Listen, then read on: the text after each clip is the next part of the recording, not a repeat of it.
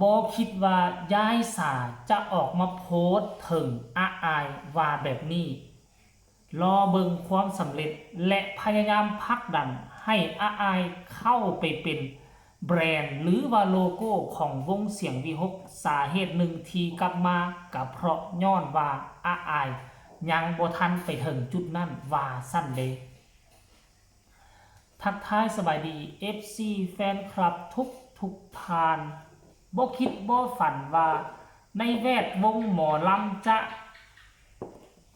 กระเตื้องแล้วก็กระปี้กระเป๋าขึ้นในเมื่อยายสา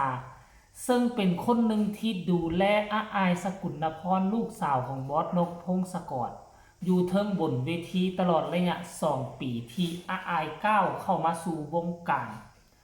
แล้วก็มีครั้งหนึ่งเนาะยายสาก็หนีไปทำงานอยู่ที่ต่างแดนไปประมาณ 3-4 เดือนแล้วก็ลบกลับมาเฮาหากะฮู้เมื่อประมาณ4 ชั่วโมงที่ผ่านมายายสาได้ออกมาโพสต์เคลื่อนไหวแบบนี้จนเฮ็ดให้อาอายแชร์โพสต์นี้ไปพร้อมเขียนแคปชั่นว่ารักที่สุดเลยนะคะมานเด้อยายให้อีกแล้วนั่นหมายความว่าจังไดนั่นหมายความว่ายายสาจะได้แยกทางกับวงเสียงวีหกอีกแล้วบ่ทุกคนเดี๋ยวไปอ่านเบิ่งยายสาโพสต์ว่าจังไดรอดูความสำเร็จของหนูนะคะว่าซั่นเด้หนูโตแล้วหนูเก่งมากๆสำหรับยายหมดห่วงแล้วที่ยายกลับมาเพราะยังห่วงหนูแต่ตอนนี้ยายเห็นแล้วว่าหนูเก่งขึ้นมากๆเลยวันไหนที่หนูเหนื่อยจำคำยายไว้นะวันนั้นคือวันที่หนูมีความอดทนมากที่สุดแต่หนูก็ผ่านมันไปได้ทุกครั้งร้องไห้บ้างก็ร้องมันออกมาเลยพรุ่งนี้เราเริ่มต้นใหม่รอดูหนูเป็นนางเอกเต็มตัวเป็นโลโก้ของแบรนด์เสียงวีหกนะคะรักหนูที่สุดเลยนะคุณหลานรักมากนะอาอายและก็พร้อมลงรูปเนาะลงรูปนี่ไว้ทุกคนนี่นะรูปที่กอดระเบิงสีหน้าค่าตาคือน้องอาอายกำลังห้องกำลังให้ขั้นอิงตามการโพสต์ของอาอายให้อีกแล้วก็คือร้องไห้อีกแล้วนั่นหมายความว่าจังได FC แฟนคลับนั่นหมายความว่ายายสากำลังจะจากเสียงวีหกไปอีกข้างหนึ่งบอหรือว่าด้วยความสามารถด้วยความเก่งด้วยความตีบทแตกของอาอายสกุลพรอยู่บนเวทีเสียงวีหกในการแสดงทุกๆครั้งมันเฮ็ดให้ยายสาตระหนักแล้วว่าอาอายมาไกลเกินฝันอาอายคือตัวเก่งของวงเสียงวีหกคืออาอายคือความภาคภูมิใจของยายสาเพราะว่าอย่างคนที่จะคุกคีกับยายสานี่ในศิลปินวงเสียงวีหกนี่ไม่ค่อยมีไผ่เลยก็มีแต่ตัวอาอาย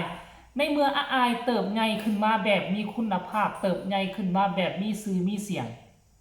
ยายสาก็อดบ่ได้นี่คือความภาคภูมิใจของตนเองอย่างหนึ่งนอกจากตนเองจะเป็นผู้สร้างสรรค์จะเป็นส่วนหนึ่งที่เฮ็ดให้เสียงวีหกมีสีสันสวยงามมีเสียงกระเพื่อมขึ้นนอกจากเรื่องนั้นแล้วก็ยังมีเรื่องการดูแลฝึกสอนอาอายอยู่บนเวทีจนเฮ็ดให้อาอายนี่นะสามารถยืนอยู่บนเวทีคนเดียวก็ได้สามารถแสดงคนเดียวก็ได้เมื่อก่อนนี่เนี่ยเป็นไปบ่ได้เลยถ้าบ่มียายสากับยานุนี่อาอายก็คือว่าแสดงบ่ได้ในเมื่อมียายสายานุเป็นตัวยืนเคียงคู่จึงมีความมั่นใจเฮ็ดให้น้องแสดงมาได้ในสมัยก่อนแล้วก็ซึมซับเอาคำเว้าคำว่าตัวตลกตัวใดที่เฮ็ดให้ FC แฟนคลับฮือฮากระจดกระจำจากยายสากับบอสนุมาได้เอามาปรับปรุงแก้ไขใส่กับรูปแบบของอาอาย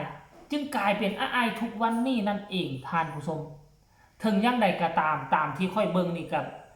บ่เห็นมีข้อความใดว่ายายสาจะจากเสียงวิหกไปเนาะอาจจะมี2แง่2งามแง่หนึ่งก็คือยายสาเห็นความสำเร็จเห็นความเก่งกล้าสามารถของน้องอ้ายก็เลยออกมาโพสต์แบบนั้นในอีกมุมหนึ่งมุมที่2นี่ยายสาอาจจะไปหาเงินหาค่ำอยู่ต่างแดนอีกครั้งคือกันกับตอนเล่าไปเทื่อนึงเทื่อสุดแล้วนั่นเนาะเพิ่นก็เลยออกมาโพสต์แบบนี้ซึ่งมันเห็นให้ FC แฟนคลับหลายคนหลายท่านก็รู้สึกใจว่าวิวย่านยายสาจะจากไปอีกครั้งหนึ่งท่านผู้ชมเนาะแต่ว่าถึงยังใดก็ตามเนาะนอกจากยายสาแล้วค่อยก็เชื่อว่ายังอีกหลายคนในวงเสียงวิหกพยายามเบิ่งห่างๆอย่างห่วงๆ อยากให้อ้ายขึ้นไปเป็นแบรนด์เนาะแบรนด์หรือโลโก้ของวงเสียงวิหกให้ได้ตอนนี้น้องก็กำลังเดินขึ้นไปติ๊กๆแล้วก็อีกบ่กี่ปีนี่แหละน้องก็คงจะถึงคราวนั่นแหละจะได้เป็นนางเอกแบบเต็มตัวตอนนี้อายุเพียงแต่13ปีถ้าน้องอายุ15-16ปีค่อยเชื่อว่าอ้ายได้ขึ้นเป็นนางเอกเสียงวิหกเต็มตัวแน่นอนแล้วอายุ18ปีช่วงนั้นน้องอาจจะได้ขึ้นไปเป็นโลโก้ประจำวงเสียงวิหกเป็นแท้แน่นอนสำหรับค่อยคิดว่านั่นนะเนาะเดี๋ยวเรามารอท่าเบิ่ง2บอสไงแห่งวงเสียงวิหกบอสนกบอสนุจะพากันออกมาเคลื่อนไหวเกี่ยวกับเรื่องนี้หรือบอก็ต้องให้ทุกคนรอท่าติดตามกันต่อไปก็แล้วกันเนาะสำหรับคลิปนี้ก็น่าจะฝากฝังเอาไว้สำนี้แหละทุกคนเลยเนาะอ้ายกับตนเบิ่งอิงตามเบิ่งการถ่ายรูปแล้วคือว่าเพิ่นเฮ็ดต่างที่ให้หรือว่าให้แท้ขั้นกรณีว่าย้ายสาไปแท้คือสุดก่อนอ้ายต้องห้องให้แท้แน่นอนกะขอจะให้มันเป็นแนวนั้นซะขอให้มันเป็นเพียงแต่อ้ายเห็นย้ายสาเห็นอ้ายเก่งขึ้นมีความสามารถหลายขึ้นงามขึ้นออร่าจับแล้วจึงออกมาโพสแบบสั้นซะขอให้มันเป็นแบบสั้นอย่าขอให้เป็นว่าอ้ายเนาะกับยายสาได้จากกันอีหลีท่านผู้ชม FC แฟนคลับ